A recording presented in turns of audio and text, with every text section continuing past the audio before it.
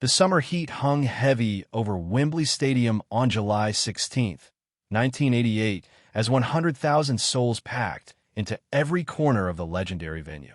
The air itself seemed to pulse with anticipation, thick with the collective breath of fans who had traveled from every corner of the earth for this moment. Children clutched homemade signs while their parents checked their cameras one final time.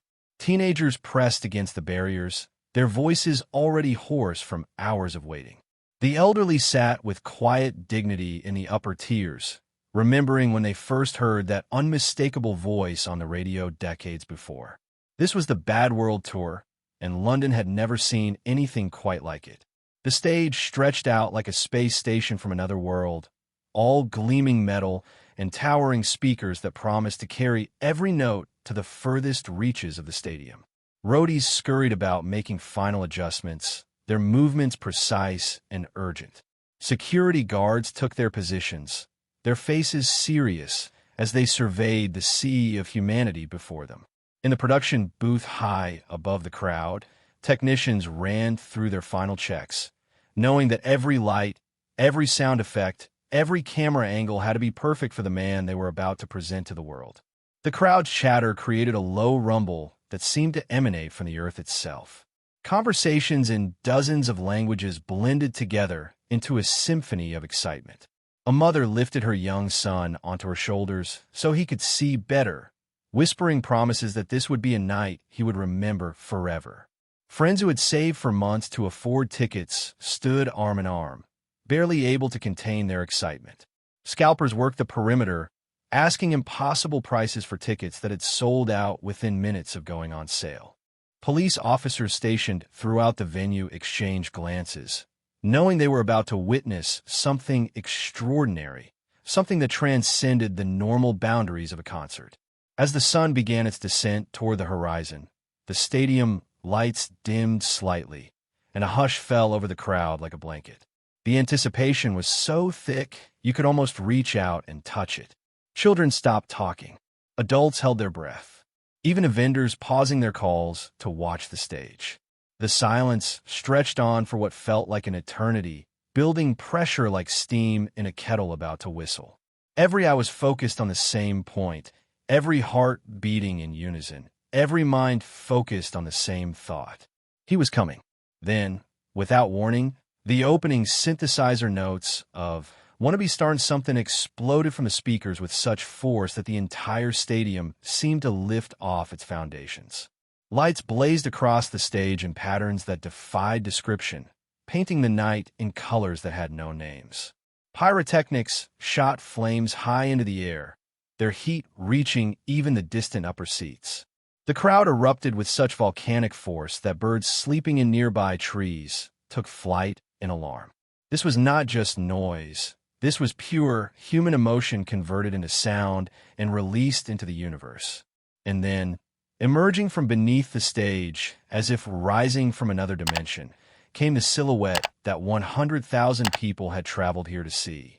Michael Jackson appeared in a flash of silver and sequins, his iconic fedora tilted at the perfect angle, his movements so fluid they seemed to defy the laws of physics.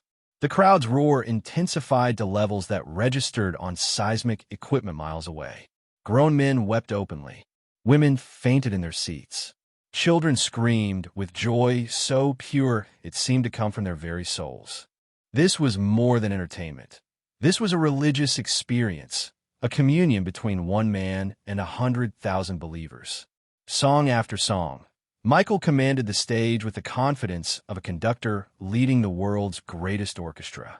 His voice soared over the crowd, wrapping around each listener like a personal embrace. His feet seemed to float across the stage, defying gravity with every moonwalk, every spin, every impossible lean. The crowd sang along to every word, their voices joining his in a harmony that seemed to unite every individual into a single, breathing entity. Smooth Criminal brought the house down. The Way You Make Me Feel had couples dancing in the aisles. Man in the Mirror created a moment of such profound introspection that the entire stadium fell into a reverent silence. But it was during the transition between songs, as the band prepared for what everyone knew would be one of the evening's highlights, that something magical began to happen. The stage lights dimmed to a soft amber glow, and Michael stood at the edge of the stage, looking out over the sea of faces before him. His chest rose and fell with the exertion of the performance, sweat glistening on his face under the lights. The crowd sensed something different in this moment, a shift in the energy that made everyone lean forward in their seats. Michael raised his hand, and 100,000 people fell silent, as if controlled by a single switch.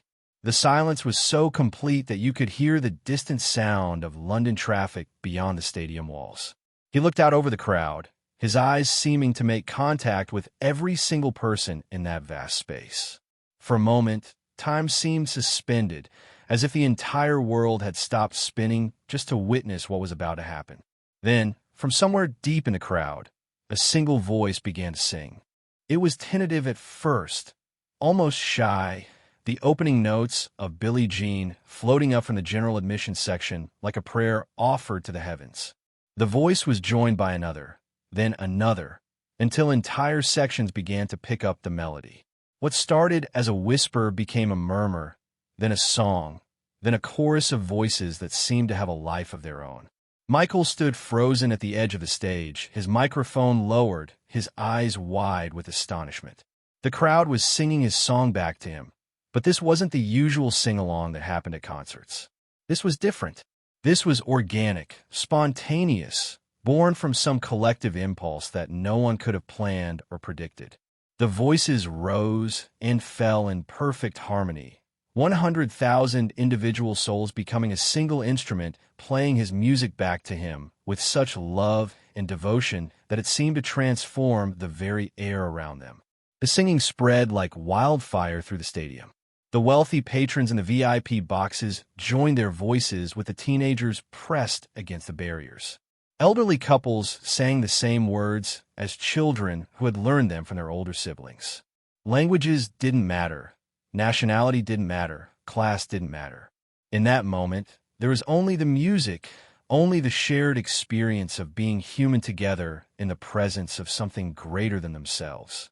Michael began to move slowly across the stage, his head turning from section to section as he tried to take in the magnitude of what was happening. His trademark glove caught the light as he pressed it to his chest over his heart. His mouth fell slightly open, not in performance, but in genuine amazement. This was the man who had performed for royalty, who had sold more records than anyone could count, who had experienced every form of adulation the entertainment world could offer. But this was something new, something that touched a part of his soul that had never been reached before. The crowd sensed his reaction, and their singing grew stronger, more confident. They weren't just singing to him. They were singing for him, offering their voices as a gift, a tribute, a way of saying thank you for all the moments his music had carried them through their lives. The mother who had first heard Billie Jean on the radio while nursing her newborn baby 25 years ago. The teenager who had learned to moonwalk in his bedroom mirror, dreaming of being on stage with his idol. The elderly man who had bought the album for his granddaughter and found himself humming the melodies weeks later. As the song reached its crescendo, Michael finally lifted his microphone and began to sing along with them, his voice blending with theirs in a harmony that seemed to encompass the entire universe. But he wasn't leading them. He was joining them, becoming part of something larger than himself. His voice cracked with emotion on certain notes, and when it did, the crowd sang louder, as if their voices could carry him through the moment.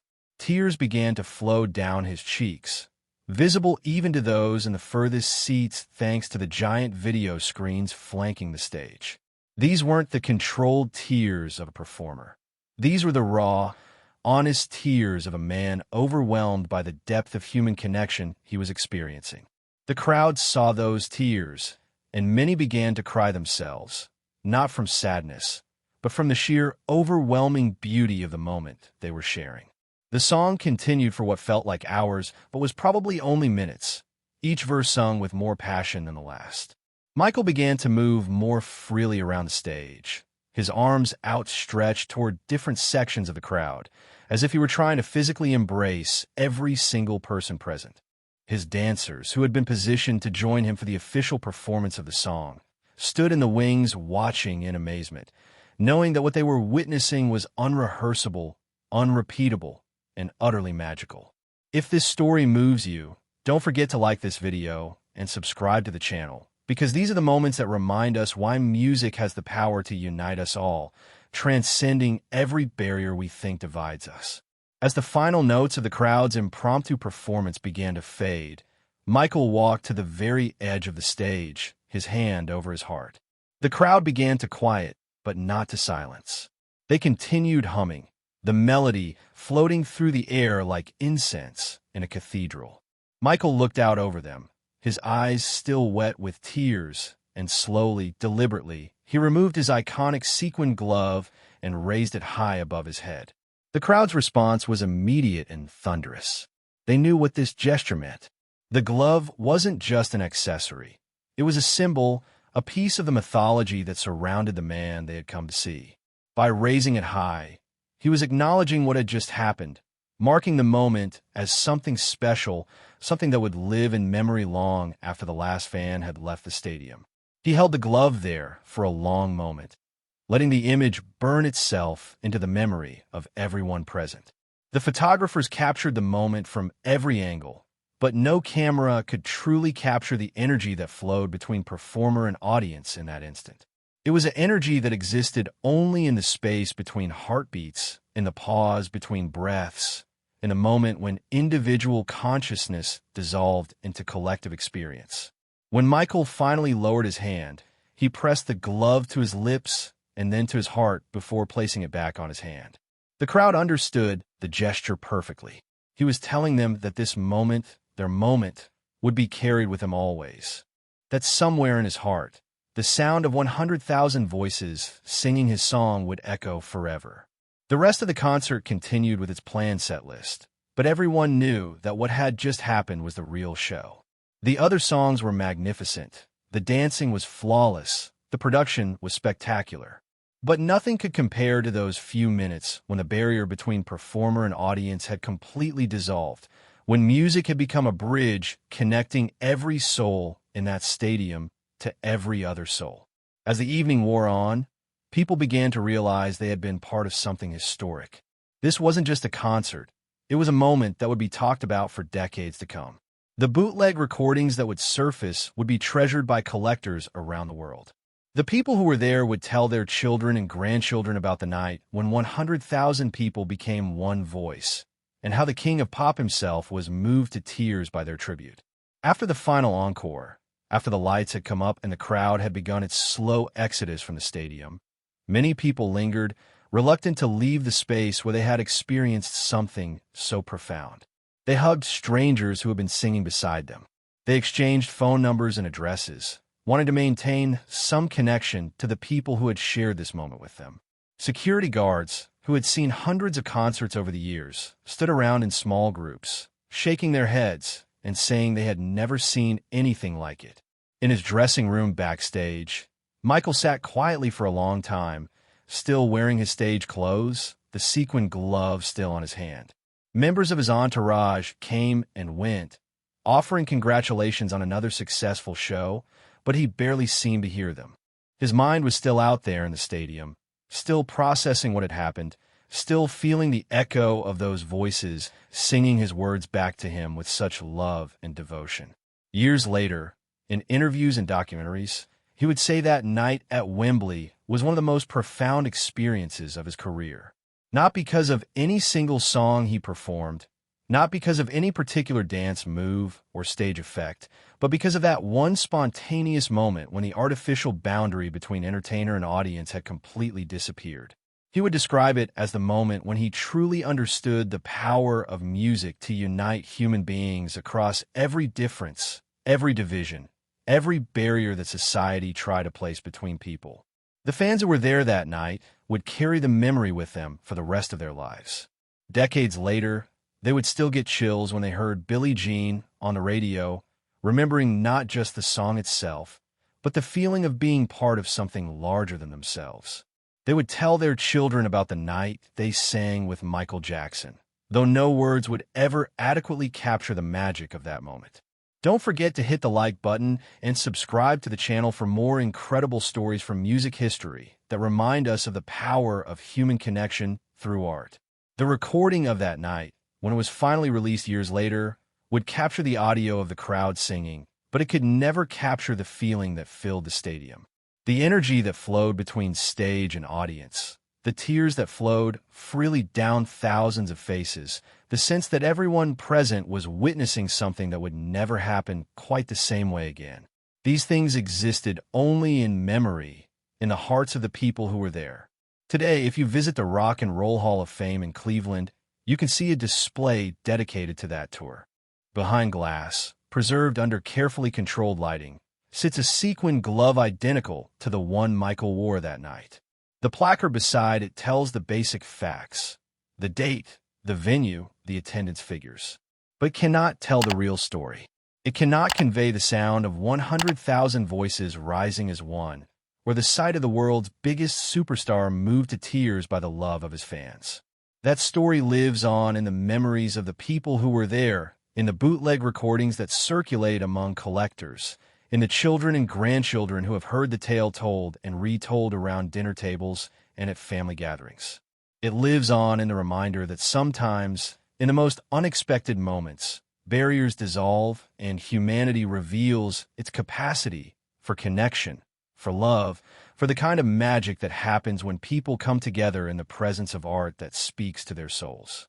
The glove in the museum sits silent now, but for those who know the story, it still echoes with the sound of voices raised in song, still shimmers with the memory of a night when the impossible happened, and 100,000 people became one voice singing the same song, united by nothing more and nothing less than their shared humanity and their love for the music that had brought them all together in that sacred space where performer and audience became one.